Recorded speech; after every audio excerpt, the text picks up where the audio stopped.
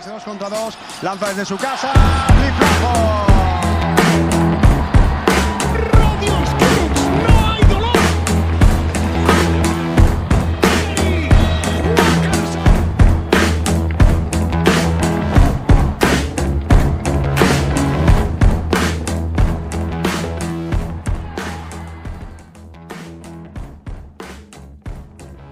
Buenos días, buenas tardes, buenas noches, depende de cuando nos estés escuchando. Bueno, quien nos esté viendo estará flipando en este momento, ¿no? Porque hoy día nos acompaña don José Vicente Hernández Fernández por parte de madre. Pepu, ¿qué tal estás? Pues nada, encantado de estar con vosotros y que me permitáis hablar un ratito de baloncesto, que últimamente no tengo muchos, ¿eh? De vez en cuando voy metiéndome en alguna conversación, pero bueno, os lo agradezco de verdad. Pedro Beli. Muy buena. Igual. Hola. No, aquí encantado de estar con Pepu. Podríamos estar un buen rato presentándolo, pero vamos directamente al tema, ¿no? Podríamos contar... Paco, pensaba que estabas diciendo que la gente estaría flipando al vernos porque me he cortado el pelo. No, Hombre, es que efectivamente Pedro se ha arreglado la barba, se ha arreglado el pelo también.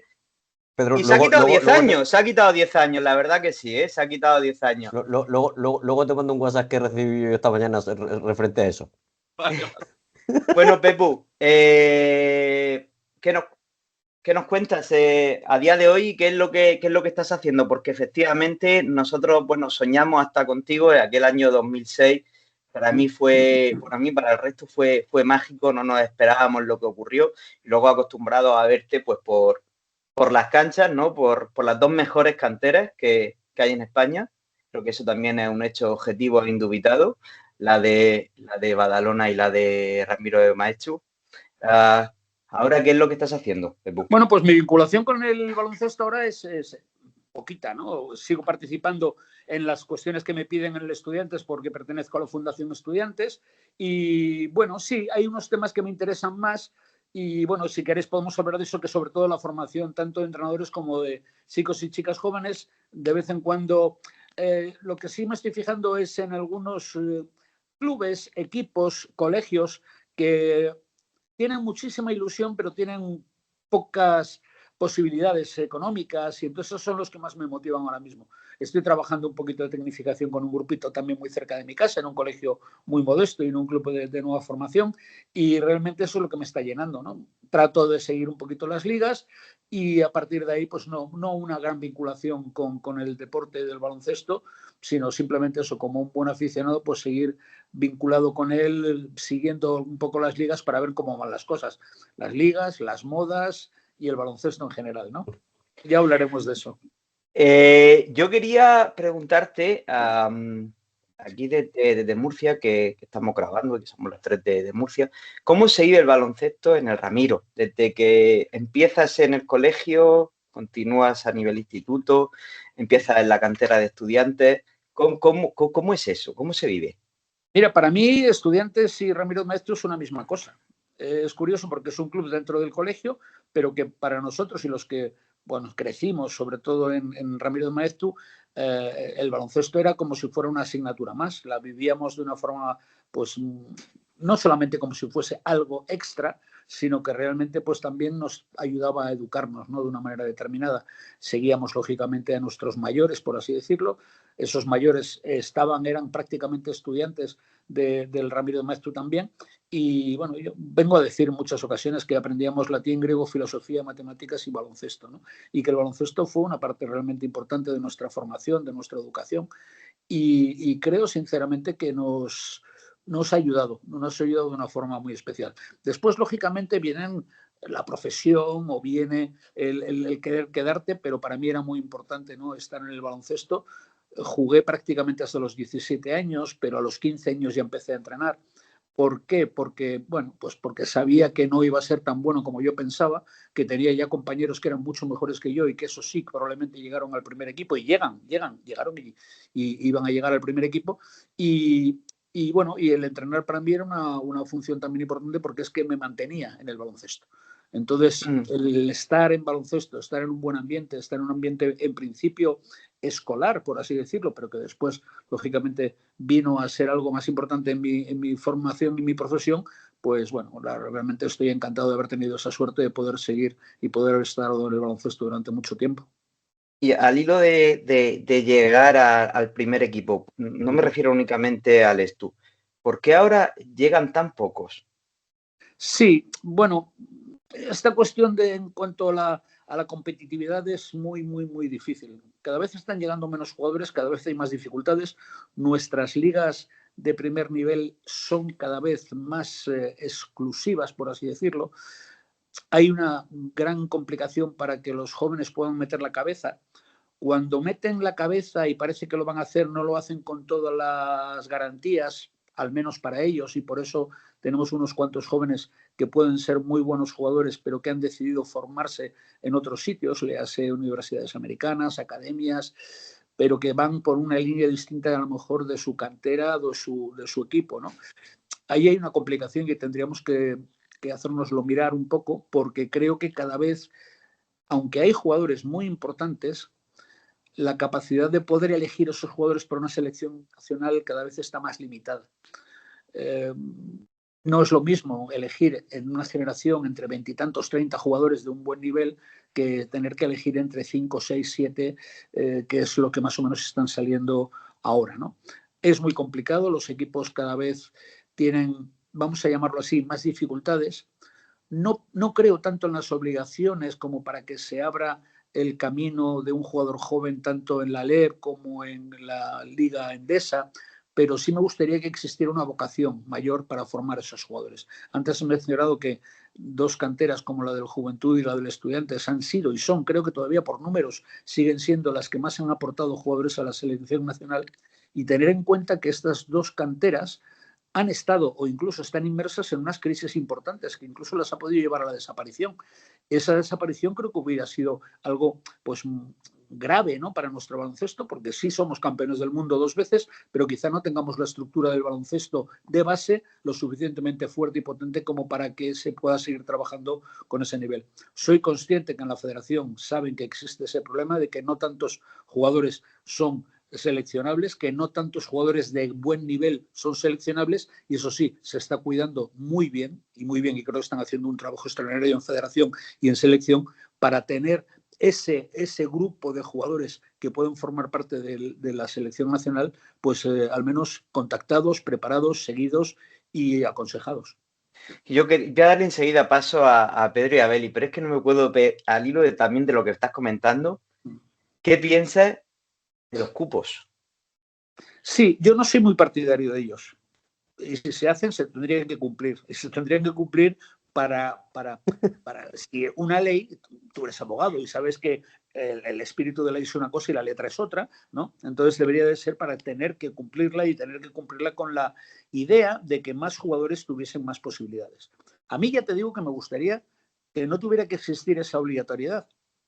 Me gustaría que existiera la vocación en los equipos y la valentía, pero la valentía es muy fácil aconsejarla desde fuera y después es muy difícil hacerlo desde dentro, ¿no? Porque tienes que competir.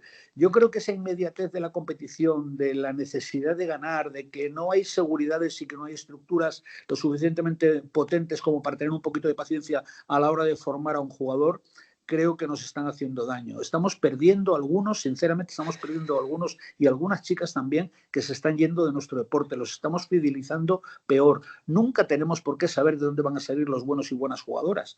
No tenemos por qué saber. Lo que sí es importante es que estén en el mundo del baloncesto, que estén atendidos y controlados, que estén entrenados bien, y entonces sacaremos quizá de la cantidad, también sacaremos calidad. Ahora me da la impresión de que se está buscando solo calidad, por lo tanto, en cuanto nos falle 1 o 2 jugadores por puesto, vamos a acabar teniendo problemas también en la selección nacional, que no nos perdamos, la selección nacional es absolutamente la locomotora que tira de nuestro baloncesto en todos los niveles, por muy importantes que sean, y lo son las competiciones de Liga Endesa y de Euroliga, pero claro, atienden a otras cuestiones, no atienden a esa formación, no atienden a la fortaleza que puede tener o debería de tener la selección en el futuro. Ojalá fuéramos tuviéramos más voluntad de trabajar con estos jugadores, de ponerlos, de arriesgarse, porque hay una forma que es arriesgarse. Antes te mencionaba, y creo que cuando hay un exceso de competitividad no dejas meter la cabeza a ningún joven. Cuando hay un defecto, el joven parece que lo está recibiendo de forma gratuita y tampoco tiene que esforzarse lo necesario como para salir adelante, ¿no? Creo que ese equilibrio lo tendríamos que buscar, no solamente en la competición de ACB, también en esa competición de Euroliga, aunque ya te digo, los objetivos son otros, pero lógicamente también en las categorías inferiores y en las ligas nacionales, como puede ser la Leboro, ojalá hubiera más voluntad de seguir sacando jugadores para adelante. Yo creo que el tema de los cupos, por dar mi opinión, es contraproducente en primer lugar para los jugadores y en segundo lugar para los equipos de medio o medio hacia abajo. ¿Por qué? Porque te encuentras con que, por ejemplo, nosotros, el UCAM CB Murcia, dice, no, es que no tienen jugadores nacionales, este año sí que hemos fichado a Dani. Pero ¿qué es lo que ocurre? Si los grandes se llevan a todos los cupos, nosotros para poder competir con ellos tenemos que sacar a gente. Y si a lo mejor no hay nacionales suficientes para tú poder competirle a un Madrid, a un Barcelona o a un Unicaja. Entonces, claro, ¿qué hacemos para poder igualarlos? Tenemos que salir fuera, porque no, como decimos aquí, la mata no da para más. Entonces, eso por un lado. Y por otro lado, además, el nacional se te va a un equipo grande a jugar ¿cuánto? ¿A jugar cuánto? Si estuviera en equipo un poquito más, digamos, más pequeño, jugaría muchísimo más. Es una reflexión que... No, si es que lo tendremos que repasar cada año, no es que un año más, un año menos, es que está ocurriendo claramente que hay jugadores que a lo mejor no eligen bien, o hay gente que aconseja a los jugadores que no les aconseja lo suficientemente bien como para saber que tienen que tener un poquito de paciencia. Pero fíjate, he mencionado un tema que es la inmediatez. La inmediatez está pudiendo con todo. O sea, la necesidad del jugador a los 18 años de ser importante ya está forzando una situación. Si no lo tiene en su club de origen, va a buscarlo fuera. Si lo va a buscar fuera, le podemos perder un poquito la pista. Afortunadamente, ya te digo que la federación y la selección están trabajando muy bien con esos jugadores, pero claro, son menos. No ponemos en prueba, realmente la prueba es importante, el que tengan la oportunidad de entrar a competir y que hubiera voluntad por parte de los clubes, pero la inmediatez lo puede todo. Una clasificación lo puede todo. No podemos ser un equipo tan bueno una semana y la semana siguiente horroroso y romper todo en nuestra línea. Tenemos que tener un poquito de criterio para tener un poquito de paciencia, porque es que la formación de los jugadores implica tener paciencia, implica no tener paciencia solamente con ellos, sino implica tener paciencia pues para ver cuál es el momento apropiado de poner en la cancha a un jugador, de tomar decisiones, no exponerlo demasiado, no que sea de una forma gratuita, como te digo, tiene que haber una cierta competitividad para que un jugador realmente pueda salir bien formado. Los cupos pueden ser un problema, pero ya te digo, ¿qué está ocurriendo? Lo estamos viendo. Hay equipos en la Liga Endesa que tienen una voluntad. No creo que sea tanto en cuestiones de necesidad, pero el Real Madrid y Barcelona tienen a jugadores muy, muy, muy, muy importantes. Hay que ver que ahora porque se ha retirado Rudy y Chacho, pero estaban Chacho, Rudy, Sergi Llull, Alocén, Felipe Reyes, o sea, estaba realmente la potencia, ¿no? El Barcelona está en la misma línea, o sea, mantiene y ficha a los 4 jugadores quizá más importantes, o 4 o 5, ¿no? Del ámbito nacional, algunos porque los tiene ya y otros tal, y entonces mantiene. Pero claro, hay equipos que no tienen a ningún jugador prácticamente que sean seleccionables para la selección nacional o que incluso tengan un potencial, y hay equipos que tienen... Bueno, me gustó también el Valencia el año pasado porque realmente estaba poniendo a jugadores jóvenes, ¿no? Como son Pradilla, como... Bueno, hay unos cuantos que yo creo que también... A ver, no me acuerdo el nombre del base, ¿no? del chaval de Valladolid. Larrea, exactamente. Creo que es un tío de los que irá para arriba y que de momento no parece, no sé, está en el Valencia, ¿no? Porque a lo mejor me lo perdí. Y jugando, este año está jugando, ¿eh? Claro.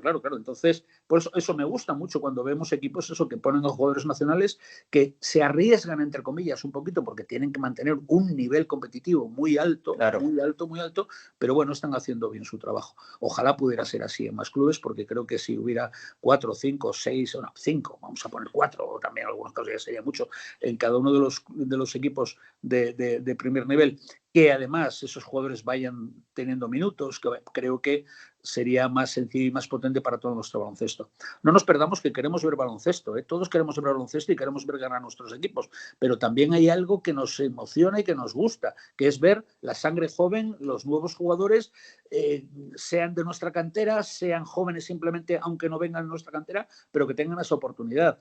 Eso es un factor muy importante porque también yo creo que de alguna manera fideliza mucho al espectador, fideliza mucho a los seguidores de cada uno de los equipos, pero al mismo tiempo le dan un potencial tremendo. Un potencial tremendo. Yo sé, esto lo vengo hablando mucho tiempo, lo he ido hablando mucho con los veteranos. Los veteranos, cuando venga un chaval joven que viene con buenas intenciones, con buena voluntad y con clase, están deseando poder competir con él, porque viene con un espíritu competitivo alto y fuerte, y saben que nos pueden hacer mejor el equipo y que el futuro del club, porque en definitiva los clubes tienen que tener también esa idea de permanencia en la competición, pero también de la permanencia y de esa fidelización de los jugadores.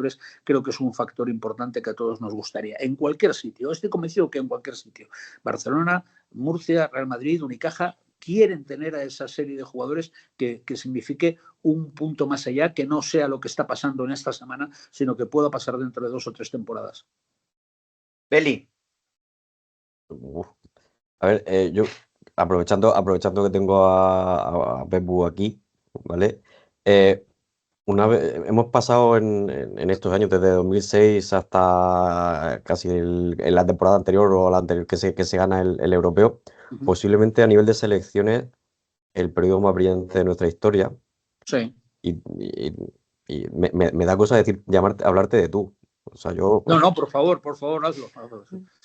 Y claro, verte a ti en la celebración del 2006, hablar de que teníamos que hablar de baloncesto, quería aprovechar la oportunidad que tengo en preguntarte si crees que ha evolucionado el baloncesto o se ha llegado al punto que creíamos que tenía que tener en ese momento. Sí, mira, yo cuando mencioné ese término de baloncesto no lo mencioné tanto como la importancia que podía o tenía que tener el baloncesto en general, sino la importancia que tiene en nuestras vidas, en los que estábamos recibiendo quizá esa alegría tan grande de haber quedado campeones del mundo.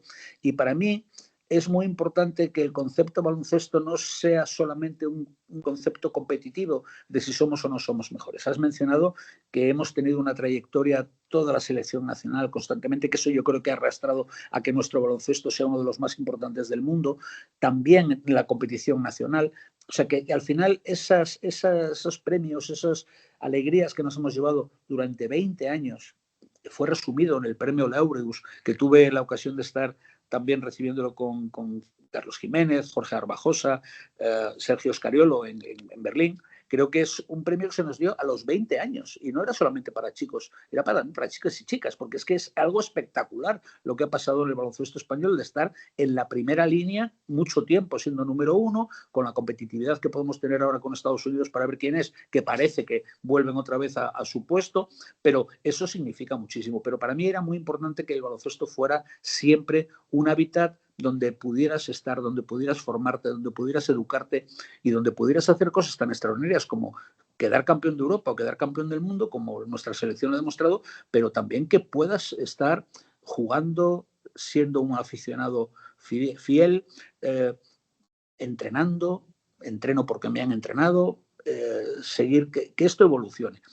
Los premios están muy bien, pero lo que queremos es mantenerlo en el tiempo, crear una estructura cada vez más importante para que de vez en cuando podamos llevarnos una alegría, esa alegría que nos permita seguir trabajando a los entrenadores, seguir poniendo jugadores jóvenes y jugadoras jóvenes en la competición, seguir manteniendo un nivel alto que, por supuesto, no se puede mantener por tanto tiempo. O sea, es algo extraordinario lo que ha pasado los últimos 20 años, pero lógicamente queremos seguir. Si no son el número 1, estaremos en el número 2 o en el número 3, pero que queremos seguir compitiendo y que eso no decaiga y que cada vez nuestro deporte de baloncesto sea más seguido por muchísima más gente, porque creo que es un buen ambiente, creo que es un buen hábitat, es un buen sitio donde estar. Y por eso yo me refería a esa importancia que era el baloncesto. El baloncesto, sobre todo, aparte de ser un deporte, aparte de ser un juego, aparte de ser algo muy importante para nosotros y que nos divierte cada verano en las competiciones o que nos divierte durante todo el año porque seguimos a nuestros sitios, a nuestros equipos, es que es un buen hábitat donde estar, es un buen hábitat para formarse, es un buen sitio donde pueden estar los chicos y chicas, es un ámbito seguro, es un ámbito saludable,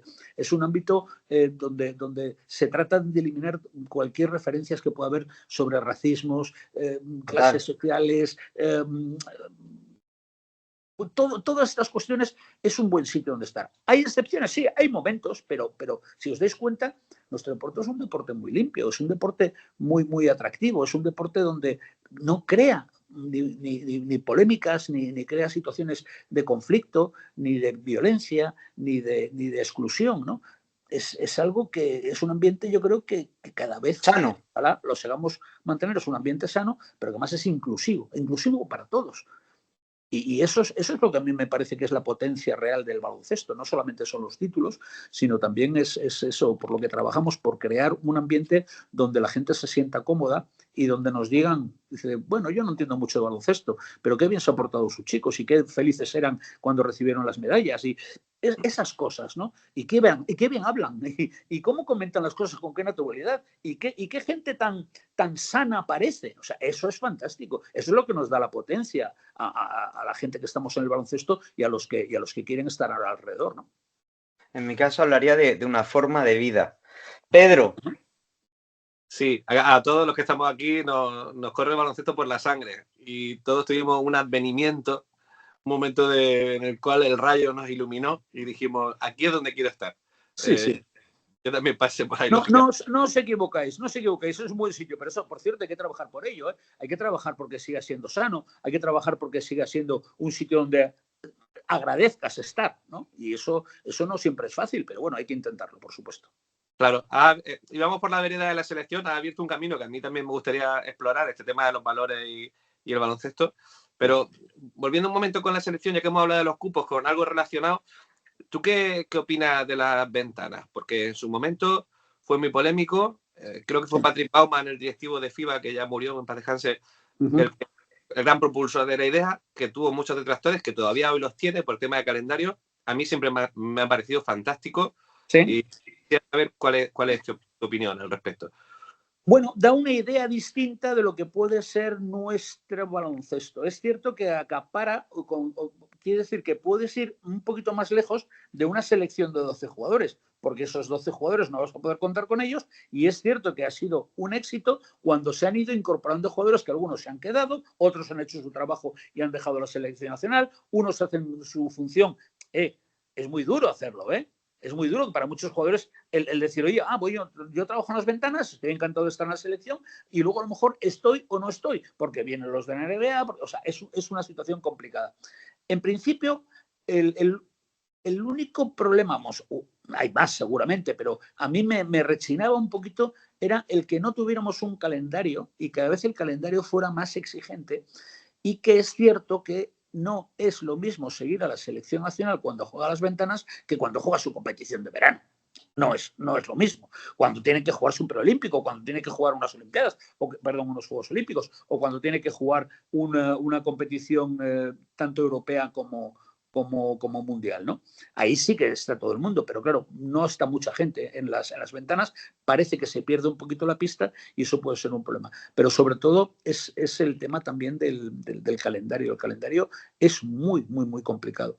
Teniendo en cuenta que una competición tan potente como es la Euroliga está tomando su camino, una competición tan potente como es la Liga Endesa está tomando su camino y se puede llegar un momento a competir excesivamente, nuestros jugadores tienen siempre que tener un tiempo para prepararse. A mí es una de las cuestiones que me ha preocupado mucho también cuando algunos jugadores jóvenes van en el periodo que teóricamente tienen que estar formándose para ser mejor físicamente, para incluso trabajar en cuestiones técnicas y mejorar. Resulta que tienen que ir a la selección, donde la selección se trabaja lo que se trabaja físicamente y se trabaja lo que se trabaja técnicamente, que no es mucho. ¿Por qué? Porque si son técnicamente buenos están en la selección. Lo único que se hace es una gran puesta en común en el aspecto táctico, ¿no? Pero se pierde el trabajo físico que podían desarrollar sus jugadores.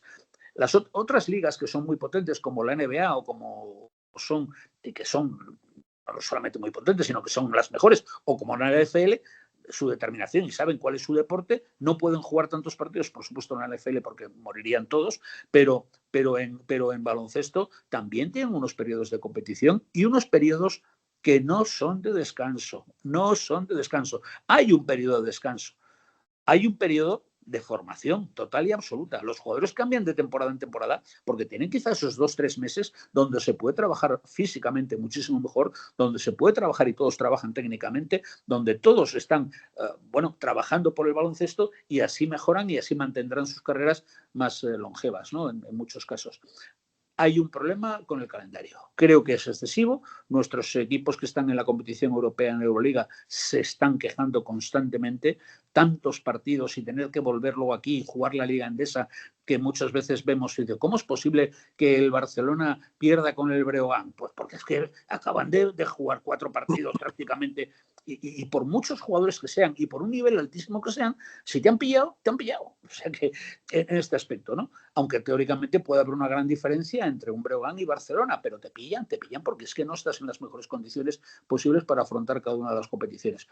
Eso es una queja de los grandes equipos. Ojalá las quejas sean todas así. Pero hay otro momento también que en un momento determinado, pues bueno, te puedes estar creando un problema donde no permitas que determinados jugadores, sobre todo algunos jugadores jóvenes, se formen lo suficientemente bien para que tengan un mayor recorrido, una mayor calidad como jugadores, pero también un mayor tiempo en la competición. A lo mejor estamos limitando. Si se entrena bien, estamos viendo que, por supuesto, nuestros jugadores se retiran cada vez más tarde porque se está trabajando mucho mejor físicamente, porque hay una protección de fisios muy importante, porque hay una protección de médicos muy importante. Pues bueno, no estropeemos la base de nuestro baloncesto, del baloncesto de competición, del baloncesto espectáculo que lo es, cargándonos a lo mejor algunos jugadores antes de tiempo. Protejamos eso porque son los más importantes. Yo decía que me pareció bien en su momento porque, digamos que puso un espejo, ¿no? En determinadas entidades, en la Euroliga, por ejemplo, que lo que no es renunciar a su negocio, la Liga evidentemente tampoco, se sobrecarga el calendario, pero las ventanas dan oportunidad a que, digamos, los países midan su músculo no en el primer nivel, sino a lo mejor en el segundo escalón o tercer escalón, mantienen viva, digamos, el alma de la selección, el trabajo. No sé, veía varias cosas positivas y una de las que más me gustaba era precisamente ver cómo algunos entraban en contradicción. Entonces yo digo, estás en contradicción. O sea, quieres que tu selección gane en verano, pero te molesta que te la metan a mitad de temporada porque no puedes ver a tu club o se llevan a tus jugadores. No podemos soplar y sorber, como dice aquel, ¿no? Sí. De todas formas, yo en este momento, fíjate, yo he sido muchísimo más crítico con estas cosas en otros periodos, pero en este momento creo que estamos viviendo también, aunque no sea una cuestión de títulos y demás, que sí, que también vienen y llegan, sino que estamos viviendo un momento del baloncesto donde no está dividido. Y si pensáis unos años atrás, nuestro baloncesto estaba muchísimo más dividido que ahora. Yo creo que el que se pusieran al frente de las competiciones, como puede ser el caso de Antonio Martín en la Liga Endesa y Jorge Garbajosa en la competición de la Federación, creo que ha unido muchísimo más nuestros baloncestos. No cada uno tiraba por lo suyo. No puede ser que la Euroliga tire por un lado y que la Liga Endesa tire por otro. No puede ser que la Federación tire por un lado y que la Liga Endesa tire por otro. Entonces, en ese aspecto yo creo que estamos mucho mejor. Porque además, no solamente estos dos hombres que yo te he dicho, sino que muchos más están vinculados al baloncesto, que han sido grandes y muy buenos jugadores, que he tenido la fortuna de tenerlos en la selección, pero que están vinculados al baloncesto de una forma muy especial. De una forma u otra. Unos son entrenadores, otros son jugadores, otros son directivos, otros están en direcciones técnicas, otros están muy vinculados al deporte de la canasta y yo creo que eso nos ayuda a todos mucho a tener un baloncesto mucho más unido y unificado. Ojalá sean estos hombres capaces de llegar a acuerdos importantes como vamos a ver cómo establecemos un calendario, que creo que también es muy importante, en el que no solamente haya competición, que por supuesto todos queremos ver competición. Yo, por cierto, quiero ver mejor competición que mucha competición. Yo prefiero ver mejor competición que mucha competición. Pero bueno, entiendo los problemas y los objetivos de todos y de cada uno. Pero lo que sí quiero ver es que haya cada vez más jugadores, que cada vez tengamos más jugadores jóvenes, que haya problemas en la selección para ver a quién seleccionamos y que no tengamos con los problemas que resulta que nos falla un base porque está lesionado y tenemos que está muy bien fichar a Lorenzo Brown, es una maravilla, nos fue extraordinariamente bien, pero me gustaría que tuviéramos un montón de bases como hemos tenido siempre para poder elegir y un montón de escoltas para poder elegir. Los pivots es más difícil, pero resulta que ahora estamos en una línea que parece que salen más jugadores interiores altos y grandes que los bases que necesitamos. Equilibremos porque necesitaremos de todo para un futuro próximo y para un futuro un poquito más lejano. Pedro, qué interesante todo lo que ha comentado Pepu anteriormente con el tema de los valores que transmite el baloncesto y vinculado, yo por lo menos dejar constancia todo lo que nosotros es como regamos ese baloncesto en la peña, ¿no? Con la cantidad de actividades, Pepu, que tratamos de hacer y meter a los niños y niñas más jóvenes, desde el tema de salir en el homenaje a las víctimas de la Dana, sí, con los carteles. Hasta el viernes pasado nos fuimos, ni más ni menos que creo que éramos 15 integrantes de nuestra grada a ayudar al CB Cartagena. Estuvimos en Cartagena con ellos, luego jugamos al baloncesto y vinieron niños. Por la tarde quedamos también con los niños a ver el baloncesto en la vieja aduana. Y se lo quería decir a Pedro porque Pedro es una persona muy reivindicativa en ese sentido, ¿verdad, Pedro? Sí, hay una cosa que he planteado varias veces en este programa, Pepo, y te la voy a plantear a ti.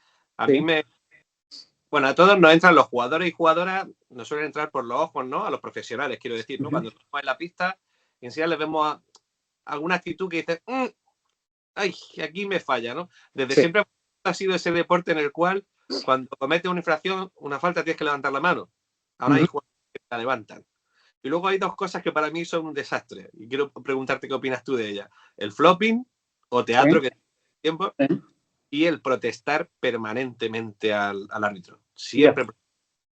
Y los gestitos también, ¿eh? A mí los gestitos tampoco me a mí es una cosa que no me gusta, lo de la NBA, de los gestitos, de que si hielo en las venas, que si es muy pequeñito, que... Aquí estamos alabando mucho, antes de que respondas, Pepo, estamos alabando, por ejemplo, el carácter de dos jugadores suecos que tenemos, que son prácticamente españoles, se han formado uno en el Barça, otro en el Juventud, Rude y Simón, además dos chavales fantásticos, ¿no? Y no les verás tú muchas veces protestar, o si protestan, lo hacen de forma y siempre levantan la mano. ¿Qué opinas tú de eso? Sí. Mira, vamos a ver, una cosa es la pasión, otra cosa es la formación, otra cosa es la educación. Entiendo que en algún momento determinado alguien se salga un poquito de la línea. A mí me llama mucho la atención cuando alguien no protesta nunca, pero de repente hay un momento donde dice, bueno, hasta aquí hemos llegado. Porque claro, entonces habrá que escucharle a ese hombre. Quiero decir, al que siempre está protestando, ya directamente que los árbitros no lo escuchan nunca, porque está siempre, sea por un motivo, sea por otro, ¿no? Creo que también es muy importante porque ellos a veces mientras están jugando no se dan cuenta de la cantidad de gente que les está viendo, de la cantidad de gente que les sigue, de la cantidad de gente que trata de imitar sus gestos técnicos. Por cierto, eso es un problema también porque queremos imitar los gestos técnicos y pensamos que ese señor para conseguir esos gestos técnicos no ha trabajado, sino que le ha caído del cielo, ¿no? El gesto técnico. Y claro, hay muchos chavales que saben hacer un paso atrás o un fade away o un no sé qué antes de hacer una parada en un tiempo y dos tiempos. O sea que eso yo creo que es un problema, ¿no? Pero bueno, lo que sí tienen que tener en cuenta es que les están siguiendo y que si el baloncesto es un buen sitio donde se puede estar, no quiere decir que no haya nunca ninguna queja, ninguna protesta, no, pero que sean las lógicas, que sean con buenas maneras, que sean con buenos gestos, porque realmente yo creo que esa capacidad de imitar a los chavales la tienen. Me molesta, como te molesta a ti, el trash talking que dicen los americanos y no sé qué. Creo que hay gestos que no son buenos en ningún caso.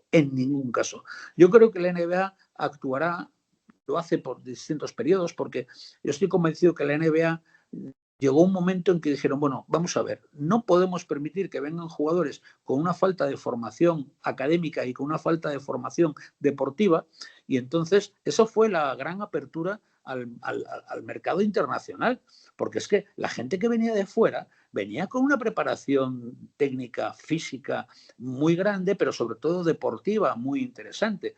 Y entonces en una liga como la NBA no se podían permitir que subieran jugadores de la liga universitaria norteamericana y que les crearan un problema, porque había peleas o porque había armas por medio o porque había cualquier cosa. Eso hay que inmediatamente pararlo. Y también llegará un momento en que la NBA empezará a tomar cartas en el asunto sobre algunos determinados gestos que se hacen en ese en esa forma de competición. No lo van a eliminar completamente. Hay algunas cosas que pueden resultar graciosas, pero otras pueden resultar tremendamente ofensivas y crear una violencia donde a lo mejor no tendría que haberla, ¿no? Entonces yo creo que trabajarán sobre eso también. De la misma forma que te digo que no se podía permitir, ¿os acordáis aquel momento donde empezaron a hablar de una forma, de una vestimenta con la que era apropiado ir a los partidos o no? Bueno, eso quizá es muy difícil meterse en esas vidas y en esos ámbitos, pero hay un momento en que una liga como la NBA tan potente o como cualquier otra liga, como puede ser la Liga Andesa, tiene que tomar algunas determinaciones. No para imponer, sino para tratar de transformar otra vez por llevar por el cauce adecuado las situaciones que se puedan ir produciendo por determinadas modas, por determinadas maneras de actuar y de ser, ¿no? Hay que tener en cuenta de que muchos chavales siguen la liga. Creo que somos un deporte extraordinariamente vivo, porque no lo seguimos los señores mayores, no, vosotros sois muy jóvenes, pero no lo seguimos solo los señores mayores como yo, sino que cada vez lo sigue más gente joven y quieren verse reflejados en las posibilidades que ellos tienen para jugar, en vivir el baloncesto, en la diversión, pero también en la educación, que para mí es un hábitat donde, vuelvo a insistir en esto, tenemos que ser muy cuidadosos con la formación y la educación de nuestros chicos y chicas jóvenes que quieren jugar o que quieren simplemente estar en el baloncesto. Eso es muy importante, ¿eh? Y a mí siempre me recordará cualquier cuestión de decir, hemos ganado y tal, pero hay un momento en donde yo me pierdo. No sé ni cuántas medallas tenemos, ni quién ha quedado primero y quién ha quedado segundo, pero me acuerdo de las buenas sensaciones y me acuerdo de los buenos equipos que se han comportado bien y que han competido bien y que han sabido competir. Y me acuerdo de las buenas sensaciones que te deja el ambiente del baloncesto y sobre todo los valores que transmite, no solamente el deporte, sino los que juegan al baloncesto, los jugadores, ¿no? Que son los importantes jugadores y jugadoras que nos transmiten una serie de valores que son muy importantes para nuestra vida personal, profesional, deportiva o la que sea, ¿no? Pero creo que eso sería un buen síntoma de buena salud siempre. Vamos a pasar ahora a hablar un poquito de Murcia, Pepu. Si yo te digo la palabra Murcia, ¿a ti qué se te viene a la cabeza? Además de ese niño con el chándal del Real Madrid con 10 años que fue a hacerse una foto contigo. ¿Qué te viene a la cabeza? Bueno, la palabra Murcia. Primero, es una ciudad que me entusiasma. Si he comido bien, que yo como bien en todos los sitios en Murcia, como mejor, por lo que sea, pero sí me gusta. Desafortunadamente no voy tanto como me gustaría. Últimamente he estado, pero yo creo que ya hace unos meses y tal, pero bueno, sí es una ciudad que me atrae muchísimo. Y luego, pues bueno, en mi experiencia de entrenador ha sido siempre muy importante y yo creo que teníamos una muy buena competición siempre allí. No siempre se me recibía con una, ¿cómo diría yo?, con muchísimo cariño, pero bueno, eso lo entendía perfectamente porque también era un momento donde en Estudiantes estábamos compitiendo a un muy buen nivel, no tanto como para competir con los grandes equipos, pero sí dábamos la tabarra por ahí y molestábamos un poco, ¿no? Y entonces en algunos momentos sí que recuerdo algunas sensaciones de un campo vivo, volcado con su equipo, en la que yo pues no salía muy bien parado, pero no pasa nada, porque a mí eso también me motivaba de una forma especial, ¿no? Cuando yo he tenido esas situaciones. Pero sí, la verdad es que siempre ha sido muy agradable competir, muy agradable jugar y muy agradable estar en cada situación. El año pasado, ya viste lo que ocurrió con UCANCE de Murcia, fue algo nosotros mismos pensábamos que pudiera ocurrir. Yo creo que los únicos que se lo creyeron eran los jugadores, los únicos que lo creían. ¿Cómo se vivió de fuera ese fenómeno UCAM Murcia? Bueno, pues realmente como ocurre de vez en cuando, que yo creo que, por cierto, es muy importante, ¿no? Si siempre los equipos que tienen máximo presupuesto están quedando en las mejores posiciones de la clasificación, hay un momento que te rechinan las cosas. No puede ser, porque parece que el deporte no entra a jugar. El deporte entra a jugar y te das cuenta que cuando hay equipos como en aquel año que quedó el Manresa campeón de liga, o como aquel año que donde compites y juegas nosotros también estamos contentos de haber ganado alguna Copa del Rey cuando hemos ganado a los equipos más potentes que estaban por encima de nosotros y al final, bueno, esos premios son imprescindibles. Esos premios son imprescindibles porque son los que te mantienen en la pelea, en la lucha. Sabes que no vas a llevarte un premio todas las veces, pero que si estás cerca y de vez en cuando te llevas alguno, te da una energía extraordinaria para abordar cualquier otra situación o situaciones más complicadas que puedas tener también en otro momento, ¿no?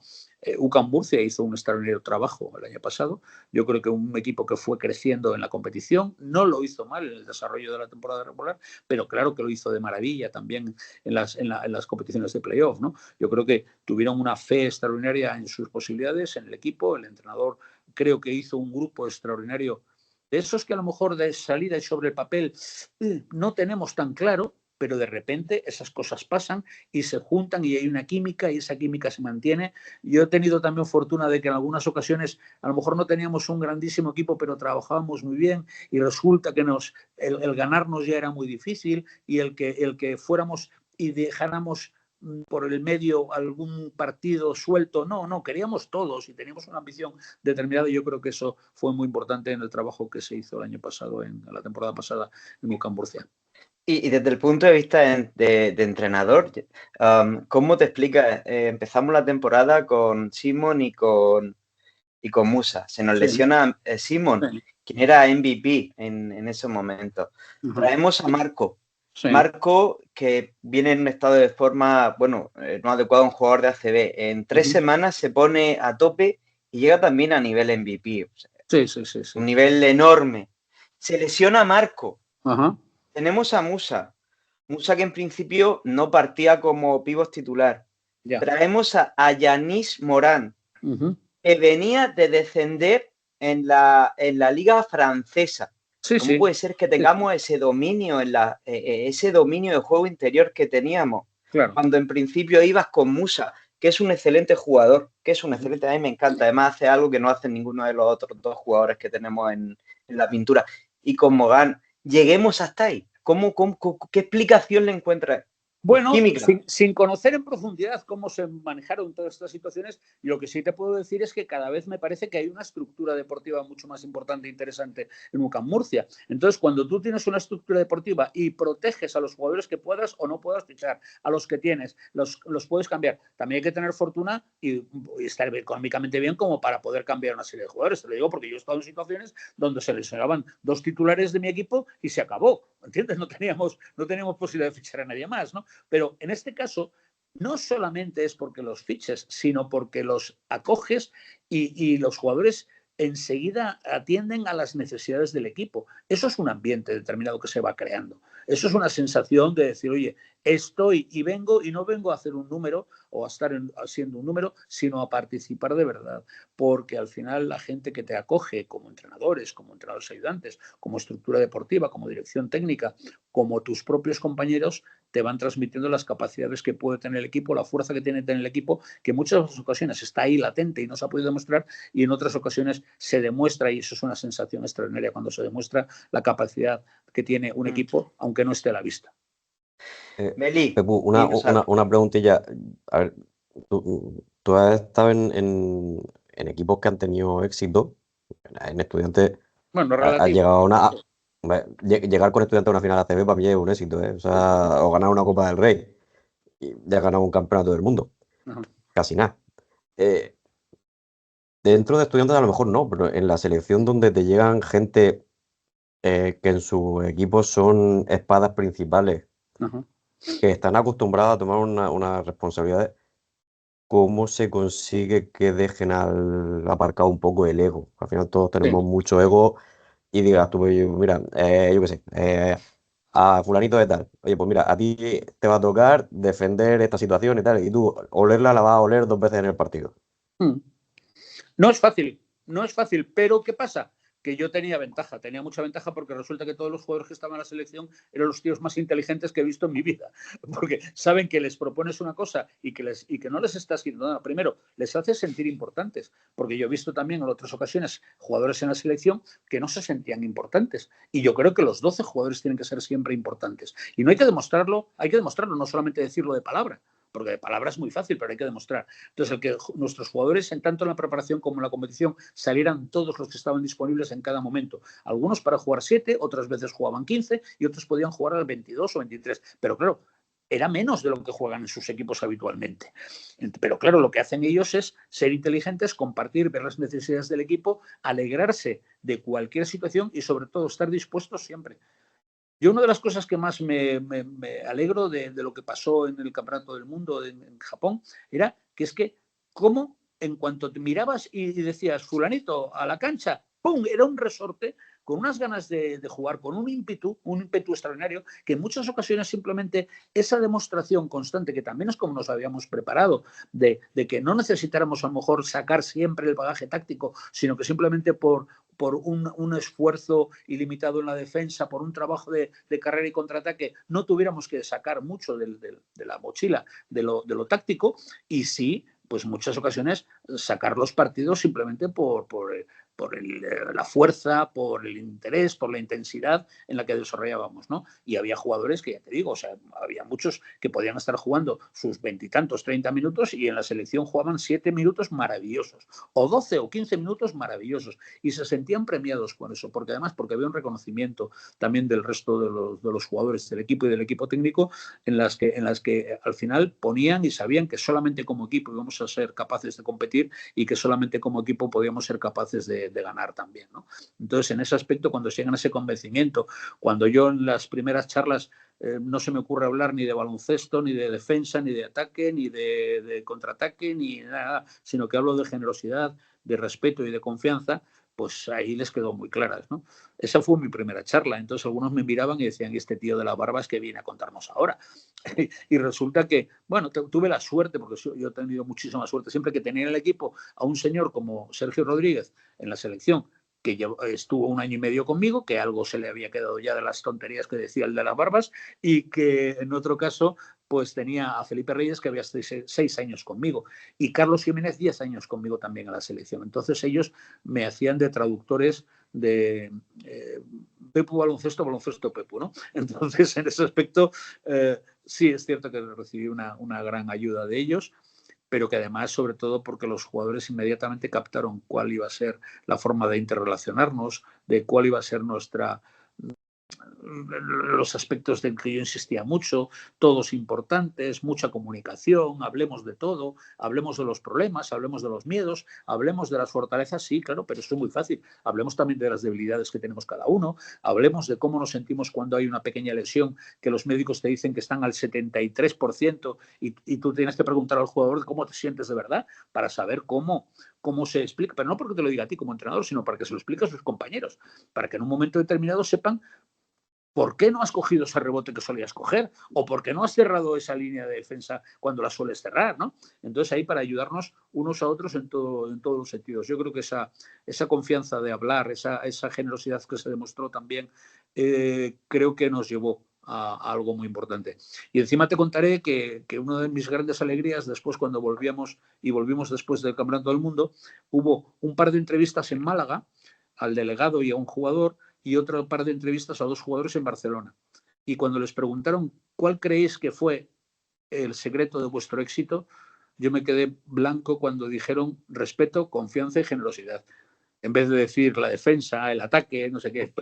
Yo me quedé loco, ya te digo, en esa situación. Cuando los tíos, que yo pensé que me habían escuchado regular, pero se acordaron de se habían acordado perfectamente de esa primera charla. Creo que para mí fue muy importante y muy satisfactoria, ¿eh? Sí, Pedro. Sí, yo tenía un par de preguntitas, como una pregunta que relaciona un poco a Murcia y a Estudiantes. Sí. En torno a un partido y en torno a una persona. La persona sería Miguel Ángel Martín, sí, añorado, el Curica, que lo tuvimos aquí, que sí, echó ciertas raíces aquí. Y el partido sería el último partido de la última jornada en el cual se jugaba en el descenso, uno de los descensos deportivos de Estudiantes que no se llegó a consumar. Pero bueno, primero por Miguel Ángel Martín, sí. fue el de entrenador que te dio la oportunidad, de hecho. Claro. Mira, estábamos trabajando los dos en la cantera, él llevaba el junior y yo el juvenil, ¿no? Y entonces, pues cuando hubo un cambio en el equipo con los hermanos Garrido, pues subieron a Miguel Ángel y Miguel Ángel inmediatamente tiró de mí, cosa que yo no le agradecé lo suficiente nunca. Creo que lo llegué a agradecer bastante, pero es cierto que sí, que para mí fue muy importante.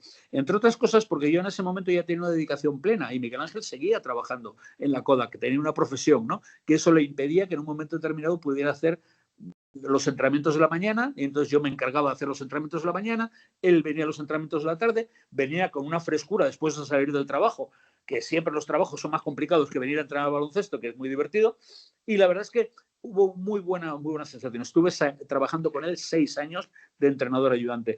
Y además, cuando él lo tuvo que dejar o lo dejó, fue una transición también muy lógica que teníamos también como hablada entre él y yo, pero también con los directivos del club, en la que yo me iba a hacer cargo del primer equipo. Aprendí muchísimo. No te puedes imaginar lo que aprendí de cuestiones de baloncesto, pero también de otras muchas cuestiones de relación, de cómo gestionar.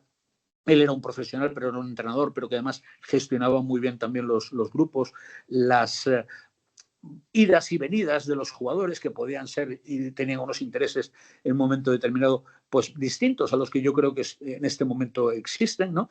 Pero que también para mí fue un periodo de aprendizaje extraordinario y siempre lo agradeceré mucho y tengo siempre muy buenos recuerdos para Miguel Ángel y desgraciadamente sabéis pues lo que falleció hace un tiempo y la verdad es que siempre, aunque hubo un momento que perdí un poquito más la conexión con él o la relación, pero siempre me acordaré de lo bien que lo pasamos en aquellos momentos y no olvidemos que con Miguel Ángel estuvimos en una Final Four de Europa en el 92, que como Miguel Ángel decía, nos acordaremos mucho tiempo de esto, porque no es nada fácil para un club como Estudiantes el conseguir estar en una Final Four en aquel momento, ¿no? En aquel momento y en otros muchos. Esa es la Final Four que gana Partizan, ¿no? Con el triple de Georgievich sobre casi nada. Sí, pero fue realmente extraordinario esa situación. Nosotros llegamos y ya no podíamos competir. Habíamos ganado, fíjate, habíamos ganado en la temporada, como el Partizan estaba en Fuenlabrada, le habíamos ganado en casa y en Fuenlabrada al Partizan. O sea que nosotros tampoco teníamos un mal nivel, estábamos bien, competimos muy bien. Yo creo que fue el espaldarazo tremendo para el Estudiantes porque lo conoció muchísima más gente en Europa. Os puedo garantizar que todos los periodistas que había en aquella Final Four de Estambul alucinaron, no con el primer equipo de los Estudiantes, sino con la historia del club y con la demencia. Decían, ahí es donde voy yo. ¿Esto qué es? Estaban locos. O sea, ¿cómo es posible que hayan venido? Primero, vinieron 1.500 chavales, no todos eran chavales, pero bueno, muchos se desplazaron, se gastaron su dinero, hicieron todo lo que pudieron hacer para conseguir y poder pagarse unos vuelos charter, algunos peligrosísimos, pero que querían estar, y que realmente pues lo pasaron muy bien. Pero claro, ellos habían visto que teníamos un grupo de la demencia que nos animó a nosotros y en el momento que perdimos, el día siguiente animó al Juventud. Y decía, ¿esto qué es? ¿Cómo es posible? Y dice, no, pues con naturalidad. ¿Por qué? Porque la demencia anima sin violencia, porque la demencia tiene unos gritos que tendrías que empezar a conocerlos. Para esos periodistas que ya te digo que les fue una sorpresa, pero tremenda, ¿no? El impacto que tuvo Estudiantes y yo creo que eso nos ayudó, que la demencia nos ayudó a ser mucho más conocidos también internacionalmente en Europa. Nosotros, Pepu, somos, pero es que ha tocado lo de la demencia, te doy. Nosotros somos, al final, pertenecemos a un grupo de animación, a la grada de SR27, como sabes, y sí que estamos un poco interesados en que tú, como tanto desde el punto de vista de entrenador como desde el punto de vista personal, nos hables un poquito de la demencia, porque claro, desde que yo era un niño, siempre he visto a la demencia en el campo del Estu. Que nos cuentes un poquito cómo... No, además, o sea, tenían una guasa, pero tremenda. ¿Una? Guasa, tenían unos cálculos que eran, pero era vamos. Lo más importante. Para mí era lo más importante. La forma en que tenían de divertirse. Porque yo nunca he sido un demente, nunca he estado en la demencia, porque era mayor que ellos, simplemente por eso, ¿no? Pero en ese aspecto, para mí era muy importante el mantener, como siempre he querido mantener una relación muy estrecha, no de estar con ellos, sino saber dónde estoy yo y dónde están ellos, pero que realmente si tuvieran la capacidad de divertirse, ¿no? A muchos chavales los conocía porque los habíamos entrenado en la cantera, o estaban por allí, o los conocías del colegio, siempre estábamos vinculados de una forma muy especial y claro, consiguieron, pues yo qué sé, ¿entiendes? O sea, crear un ambiente extraordinario en la grada, un ambiente que no estaba nunca cerca de la violencia, nunca. Algunas cuestiones que se decían podían mosquear un poquito alguno, como algún jugador del Real Madrid me ha confesado. Pero también decía el mismo jugador del Real Madrid, dice, es que si te gritaban o te decían cosas mal, pero si no, es que no existías. Entonces era peor, era peor, ¿no? Como decían algunos, ¿no? Y sí, yo me he divertido, no te puedes imaginar. ¿No? Yo también he sido de los que estaba gritando, pero antes de la demencia yo pegaba mis gritos al mismo tiempo, ya tenía 15 años como entrenador, pero a los 18, 19, 20, yo también me veo gritando en los partidos del Magareños y cosas así, ¿no? Gritando en el sentido del estudiante es largo y esas cosas, ¿no? Y cánticos de animación, porque era el del equipo del colegio y estos lo tuvieron claro, quieren el equipo del colegio, pero sobre todo querían divertirse mucho con el equipo del colegio. No era necesario que los estudiantes ganaran para divertirse. Lo importante era que ellos se divertían y que luego si jugábamos y ganábamos, pues mejor, pero ¿qué más les daba? Hubo gente de la demencia que en un año que íbamos bastante bien me llegó a decir algo así como, oye, Pepu, ya vale, ¿no? Tanto ganar, ¿qué quieres, parecerte al Madrid o algo así? ¿O qué? Pero claro, esa era una filosofía muy, muy especial. Era una filosofía que nace, pues a lo mejor en esos años 80, donde hay un concepto anarquista, por así decirlo, un concepto pero muchas veces por diversión. No ha estado ni muy vinculado a la política, sino a una explosión juvenil que en un momento determinado yo creo que fue muy llamativa, que ha inventado cánticos, que esos cánticos que muchas veces los oímos ahora no nos damos cuenta de que provienen de la demencia y de ningún otro sitio. Este partido lo vamos a ganar, es de la demencia. Nunca se había oído, nunca. Este partido lo vamos a ganar, que fue un partido en Barcelona, Estudiantes Barcelona, que era imposible ganar, pero que al final lo ganamos. Entonces fue algo muy llamativo, ¿no? Ese partido de Magariños. Y recuerdo que es la primera vez que oíamos algunos cánticos como ese, ¿no? Pero que tenemos que saber que provienen de la demencia, porque yo creo que ha sido muy importante la demencia. Ha recibido premios en el ámbito deportivo, ha recibido la sensación que te da de poder ir con los chavales de la demencia y que sabes que se lo van a pasar de maravilla con los de Vitoria y con los otros tomándose unas cañas por los bares, va a estar siempre, yo creo, de una forma muy llamativa, ¿no? Eso realmente es lo que el legado que también deja y el ambiente, del buen ambiente que decía, del hábitat del baloncesto, creo que también es imprescindible. Esas demostraciones que tenemos cada vez que se juega una Copa del Rey, y da igual si se juegan en Las Palmas, en Málaga, en Madrid, en cualquier sitio, en Vitoria, todo el mundo está de cañas tranquilamente por las calles. Todo el mundo. Las aficiones están unidas. Incluso cantan cosas juntos. O sea, es maravilloso esa sensación. Yo creo que esos son los verdaderos valores de nuestro deporte, ¿eh? Sí, no sé si te lo iba a contar, Paco. Nosotros este año Murcia organizó la Supercopa y nosotros desde nuestra peña lo que hicimos fue a las aficiones que vinieron de Madrid, Málaga y Barcelona, los juntamos a comer. Claro. Nos fuimos todos a comer. Al final es lo que has comentado, de que el ambiente del baloncesto, pues, al final es el único que consigue aunar dos aficiones tan distintas como la del Madrid y Barcelona, por ejemplo, que estén sentadas dentro del mismo local tranquilamente, tomándoselas y cantando y riéndote. Es que en otros deportes se hace, pero no parece que sea el rugby es una afición extraordinaria, pero claro, no es tan numerosa y no se desplazan tanto como el baloncesto. El baloncesto yo creo que es algo muy, muy especial porque se desplazan, son numerosos, pero encima no hay conflicto. Y realmente son sensaciones extraordinarias las que se tienen en ese momento, ¿no? Es una cosa que une mucho la comida, eso une a todo el mundo. Se podría conseguir la paz mundial si todos compartiésemos platos de nuestro pueblo en una mesa. Y a las competiciones últimamente la Supercopa se está convirtiendo casi en la beca de Erasmus de las aficiones, porque surge el amor y claro, ¿cómo no va a animar al equipo de la chica o del chico? Sí. No, es fantástico. La verdad es que hay tantas cosas que merecen la pena en nuestro deporte que yo creo que debemos siempre echarles una mirada y protegerlo. Porque, por cierto, para que ese hábitat y ese ambiente sea siempre así, hay que estar atento y hay que protegerlo, ¿eh? Que siempre viene alguien a darle a la tabarra, o siempre viene alguien a molestar, o siempre viene a joderla. ¿Entiendes? O sea que Totalmente. Que yo creo que es importante que estemos siempre un poquito vigilantes, un poquito, tampoco mucho, pero un poquito vigilantes. Yo creo en la bondad, creo en la bondad de la gastronomía, en la bondad del amor y en la bondad del sentido del humor también. Sí, muy importante. Que se pierde. Y, por ejemplo, en las redes sociales, pues lo vemos todos los días, ¿no? La polaridad, claro. Y en fin, bueno, de lo de la demencia te quería decir, porque recuerdo que le vi una entrevista a Gran Wyoming. Sí.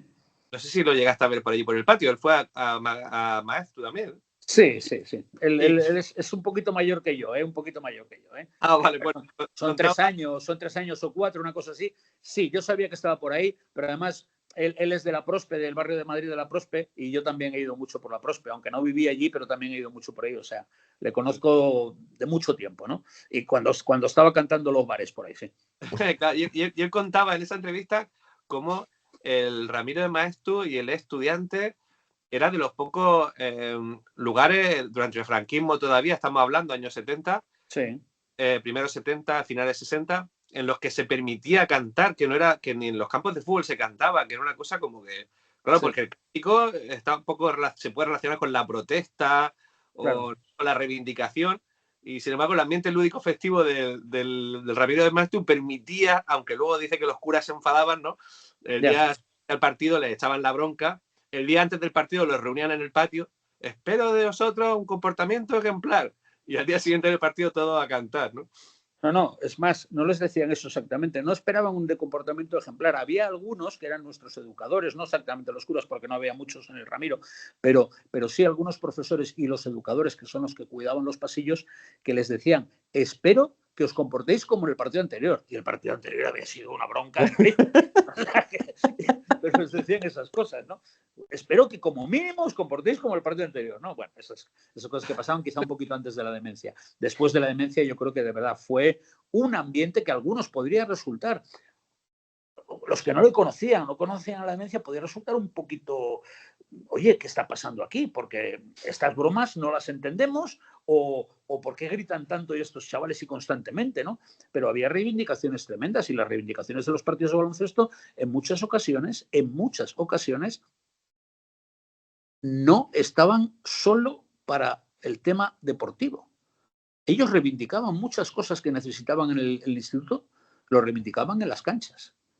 Y algunas cuestiones relacionadas, no mucho directamente pero con la política, porque pasaban de todo y decían que su ídolo era Don Quijote y ya está, ¿no? Y con esas cosas, ¿no? Y que en ese aspecto sí que bueno, algunas cuestiones iban apareciendo, algunas reivindicaciones con nuestros directivos. Hubo un momento que la demencia se cabreó con nuestros directivos y no con el equipo, porque el tal, y decidieron que no animar ni decir una sola palabra, hicieron una huelga de silencio durante los 10 primeros minutos del partido. Y no os imagináis qué sensación más rara era aquella. No dijeron nada. Después empezaron a animar y el partido cambió totalmente. Hubo un momento que había unos que habían quitado hasta las banderas a los palos y solamente animaban con los palos así. Parecía que estaban golpeando a alguien. Pero claro, como estaban en huelga de silencio, la bandera también la habían quitado. Es de una originalidad tremenda. Y es una fórmula también en muchos casos de reivindicar las cuestiones que para ellos les parecían justas en cada momento. Tanto internas, tanto como del equipo, del deporte, como del instituto, como algunas situaciones que podían estar empezando a vivirse también en la sociedad madrileña, ¿no? Fuera de esto, bueno, como todo hay que estar vigilantes, como decías, ¿no? Y preservar ese sentido del humor y ese buen ambiente sano y de valores. Sí. Yo no viajé al partido ese, pero parece ser que en el Estudiantes de Murcia, en el cual el Estudiantes bajó, no violencia en nada de eso, ¿no? Pero ya. Sí que el típico... ¿Alguna tirante? Sí, no soy consciente de eso. Yo creo que ese partido no lo recuerdo, pero de cualquier forma, hombre, puede ser que en un momento determinado pues haya entendido mal las cosas. Pero fíjate, me extraña mucho que sean los chavales de la demencia los que entiendan mal las cosas, y puede ser también otro tipo de aficionados que está con mucho más tensión, que no entiende a lo mejor cuál es el ambiente y el espíritu de la demencia en sí, que haya podido, entre comillas, desmadrarse, ¿no? O haberse salido un poquito de la tónica general. Bueno, Pepu, tampoco queremos entretenerte mucho más. Simplemente vamos a cerrar con una pregunta. Tenemos un grupo de WhatsApp de la grada SR27, en donde, bueno, hace unos minutos hemos puesto que estábamos charlando contigo. Sí. Y hay una pregunta que nos hace Merce, que es una peñista, la conocen bien Pedro y Belíjar, que además de peñista es una excelente persona, una gran chica. Y pregunta, dice, ¿cómo ve el baloncesto femenino en España? Bueno, pues lo veo con una alegría porque, mira, yo también he entrenado baloncesto femenino. Al mismo tiempo que estaba entrenando la cantera de los estudiantes, compaginaba, ¿no? Y entonces me di cuenta perfectamente que cuando se ponía a trabajar el baloncesto femenino conseguía las cosas rapidísimamente. Tuve la fortuna de empezar a trabajar en un colegio en el que no hacían nada de baloncesto y a los 3 años estamos jugando los campeonatos juveniles escolares y ya podíamos estar, éramos el tercer equipo de Madrid siendo un colegio cuando los equipos que estaban por delante pues eran o Tintoretto o Canoe o equipos, clubes muy serios del femenino y nosotros llegamos a estar compitiendo con ellos rápidamente. ¿Qué es lo que ocurre? Que cuando se ha decidido trabajar realmente en serio y a bloque en todas las provincias, en todos los equipos, en la influencia que ha tenido tan grande también para que todos los equipos de ACB intentaran y tuvieran un equipo femenino. Hubo un momento que solamente el Estudiantes tenía un equipo femenino en primera y en Liga ACB, ¿no? En ese aspecto, pero luego lo han ido replicando muchos otros equipos, por lo tanto se ha trabajado mucho más y mejor. Todo esto es una historia de éxitos, una historia de superación constantemente y que el baloncesto femenino yo creo que está a un nivel extraordinario, pero siempre hay algunos problemas. Por ejemplo, la fidelización de nuestras chicas jóvenes. Hay muchas jugadoras que dejan de jugar a los 14 años y eso me preocupa. Yo creo que son conscientes en la federación y van a trabajar sobre eso, porque yo creo que es muy importante. El baloncesto no es solamente que sea capaz de sacar jugadoras de un nivel extraordinario para que lleguen a la selección nacional y esas jugadoras queden oro, plata o tal constantemente en todas las categorías, sino también para crear aficionadas, para crear entrenadoras, para crear árbitras, para crear anotadores de mesa, para crear gente que se sienta bien en este hábitat que vuelvo a insistir que debemos de tener.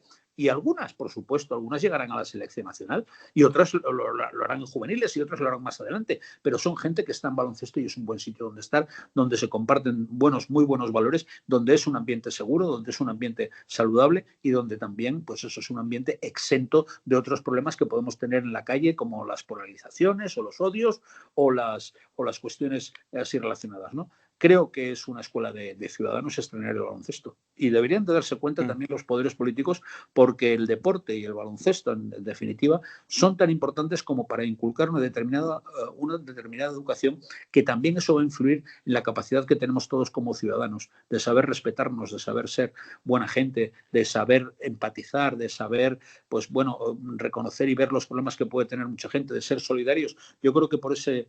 Y España es un país muy afortunado en eso porque somos muy solidarios en muchos sentidos, pero que esos venenos del odio y de los rencores y de las polarizaciones no entren en nuestro deporte porque creo que tenemos que tener siempre algo preservado y que eso nos va a servir, nos va a ayudar, porque muchas veces simplemente con ese ejemplo lo va a seguir mucha más gente. Pero eso sí, creo que es un buen sitio para crear buenos ciudadanos y ciudadanas y creo que es un buen sitio para amanecer un poquito también, como yo le llamo, un refugio ante la tormenta, ¿no?